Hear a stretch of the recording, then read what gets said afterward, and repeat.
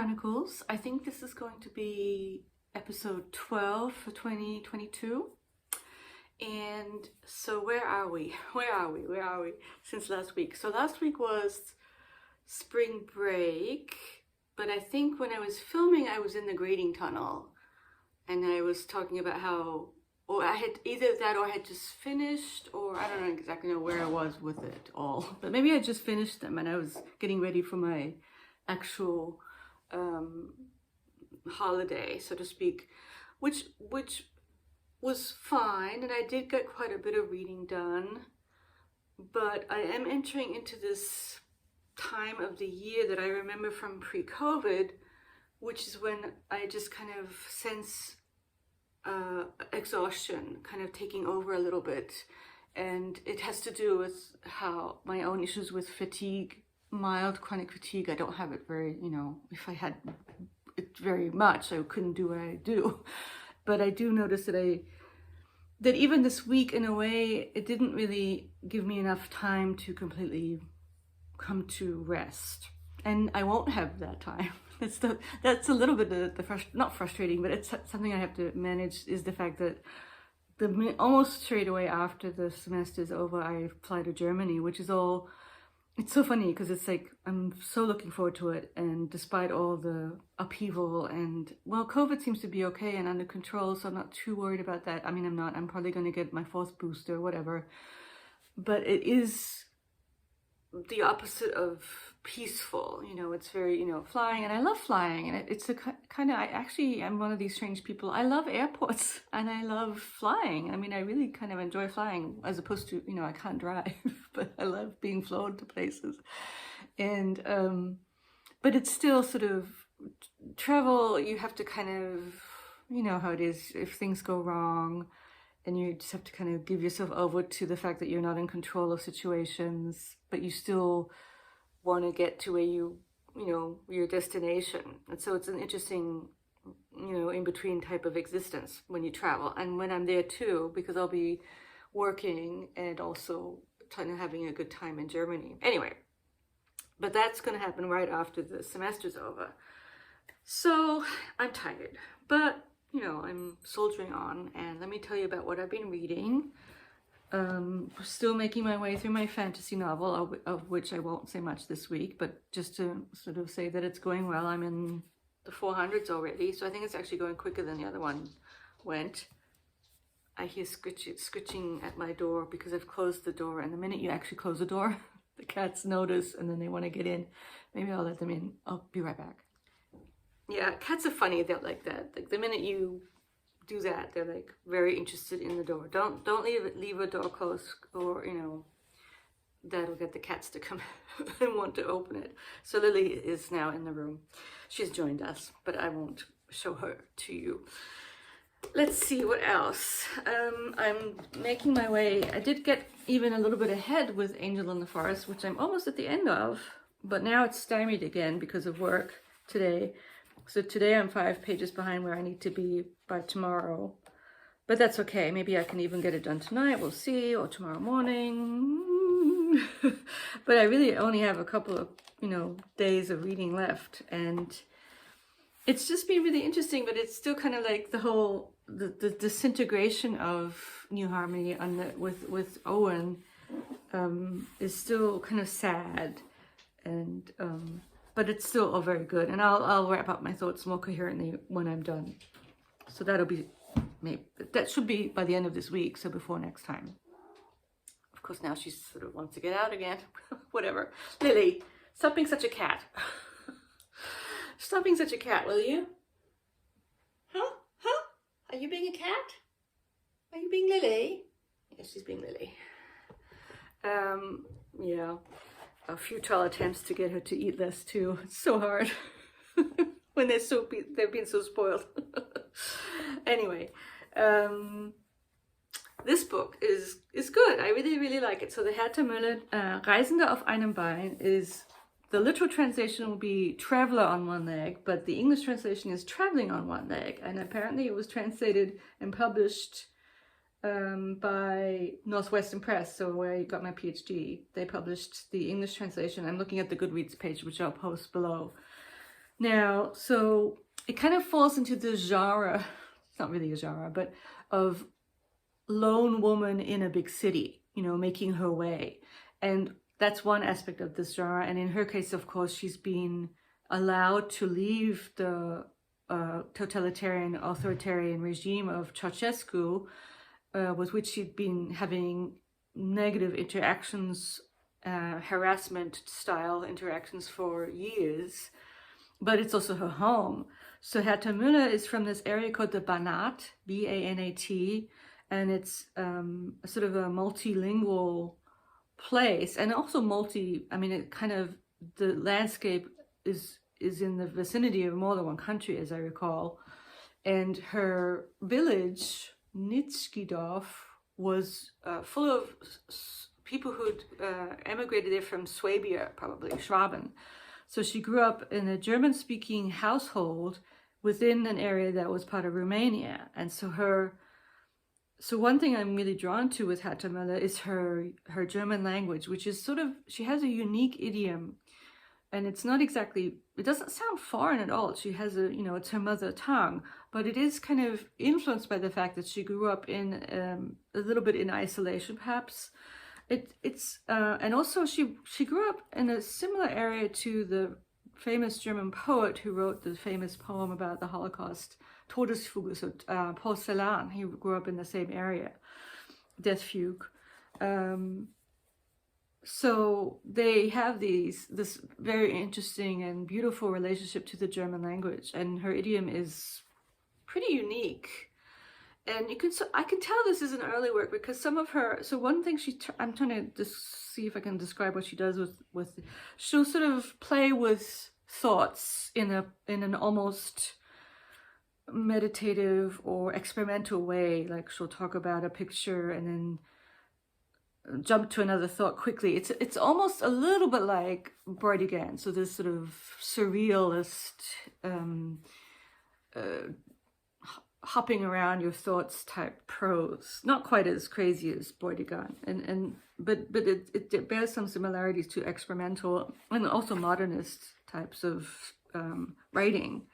And I haven't prepared enough to give you good examples of it, but there's lots of scenes with her just kind of moving slowly in a room or looking at a picture and cutting out pictures. I know that one thing she likes to do is, she used to do collage, and then she turned into doing collage poems where she'll cut out words from magazines and then collect them and then put them together as a collage into a poem. And in this book, she cuts out pictures from magazines and plays with them in creative ways. So, and it's very endearing. So this book sort of focuses on her being a woman alone in this new city that she's been allowed to move to. And she's in the kind of halfway house situation of a refugee. And it is Berlin, although it's not very obvious. And she doesn't sort of say Berlin ever. It's always she doesn't sort of talk, it's not like a tourist, or she doesn't say I moved to Berlin. It's never that clear. It's just she's suddenly there. And it's also has a lot to do with her interactions with men.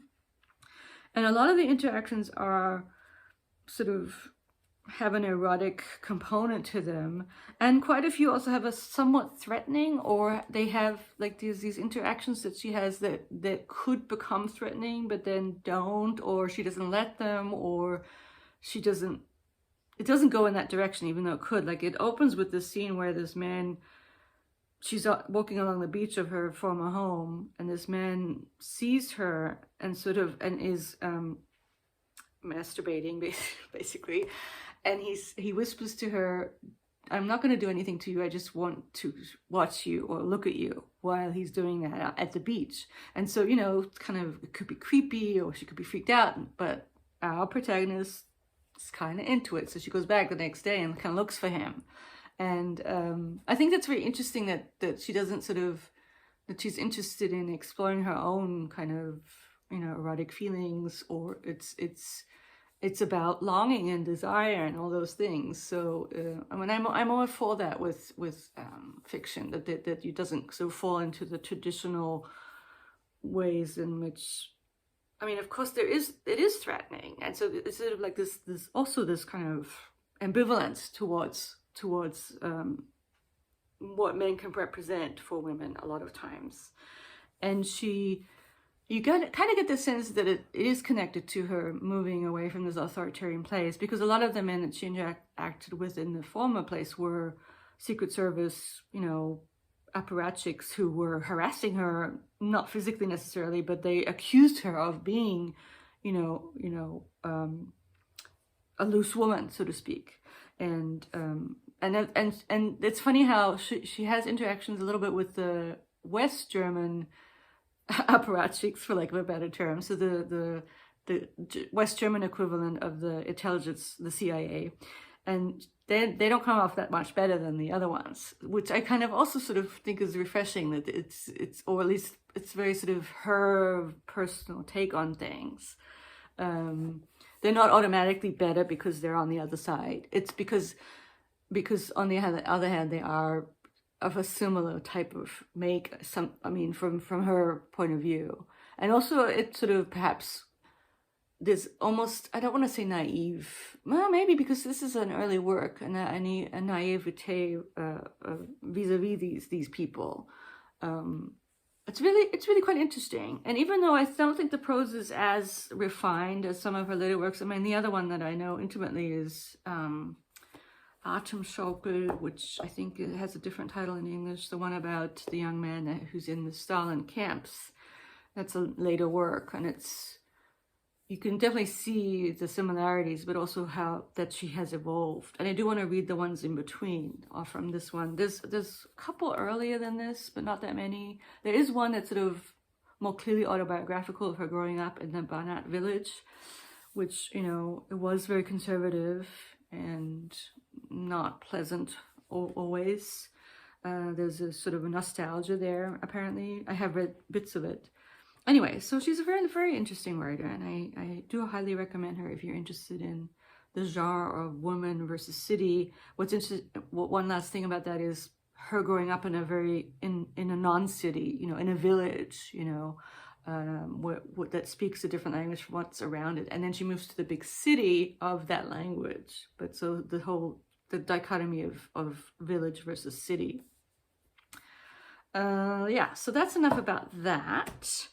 And then in terms of the class, it's all very busy with the fairy tales. We're finished with, we're moving on into the last rubric, which is a little less cohesive than the first three, because it's about violence and even, the dark side of fairy tales, cannibalism, violence, because there are quite a few fairy tales that exhibit those things. And the main sort of longer text that we will read, and I wanted to see if people have read and enjoy, is Angela Carter's The Bloody Chamber. So the first long novella in this collection of retellings of fairy tales. And Angela Carter is a very good writer, very interesting writer, very sort of worlds apart stylistically from a very sparse writer like Herta Müller. She's much more Baroque in a certain sense, and fairy tales, but very good writing, very, very good writing. It's a sort of hard thing to do, to write in a Baroque overwrought type way, but not make it fall into just being bad prose. She's still a stylist, even though she uses a lot of adjectives, and it's quite interesting. And I've read most of the ones in here, not all of them. I should read the other ones if I have time. But I do know the first one, The Bloody Chamber, quite well by now. And of course, it is a retelling of Bluebeard. So the Bluebeard tales also involve a lot of textbook misogyny, and it's basically about a serial killer of women, his wives. And so, so that's going to happen very soon. And, I just have to do this is sort of my work reading and discussing. And it's fun, but it is also work. And so I think that's kind of it. Something came in the mail that a sort of a lacune, a gap in my reading that I want to remedy, is Samuel Beckett.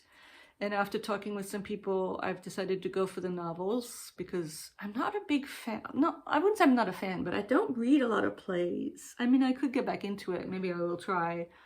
But I'm going to go with the trilogy novels here, the Malloy, Malone Dies, and The Unnameable. And I'm excited to get into these at some point. We don't know when, but hopefully not too far away from now. And the last thing I'll talk about is my gadgets, the return of the gadget chat.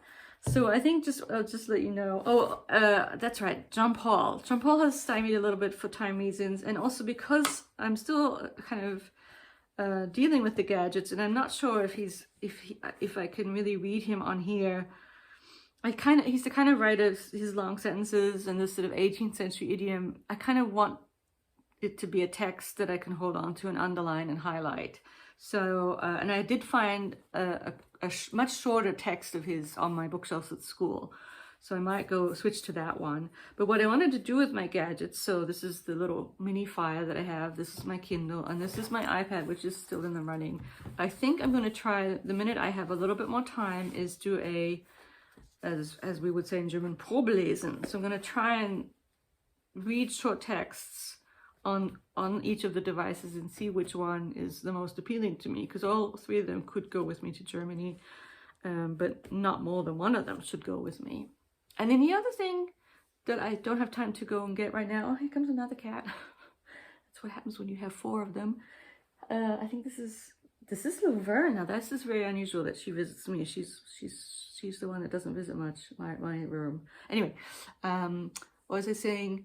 I started to read my New Yorkers. So I have I had a subscription to the New Yorker that I quickly turned into just a digital one, because the paper, I really wasn't getting to the paper copies that came every week. That's the thing about the New Yorker. But I do have a sort of small pile of them that I do want to look at. And what I thought I would do is see if the short stories in them are a nice way for me to sort of do a little bit of reading of a newer person, and then talk about what I liked about the stories.